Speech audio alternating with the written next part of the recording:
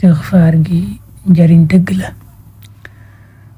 daa wax ne ku ko saxoo ci ñetti weer yi, weeru rajab, weeru shaabaan muy baraxlu ak weeru koor, ci diggante tisbaar ak tàkkusaan ku ne,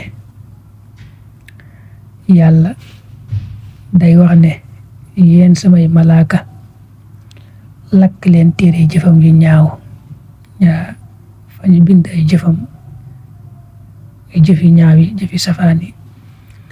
yàlla day digal malaayika yi ne leen lakk leen téere yooye. istixfaar gi mooy astaghfirullah al-azim alladi laa ilaha illa huwa alxayu alqayumu wa atubu ilayh. tawbata abdin zalimin laa yamliku li nafsihi darran wala nafaa wala mawtan wala xayaata wala nushura. nee na daal ku ko saxoo moom ci diggante tisbaar ak takkusaan gune ci ñetti weer yi, rajab, shaabaan, weeru koor, ramadan, yàlla day digal malaayika yi ne leen lakk leen téere jëfam yu ñaaw.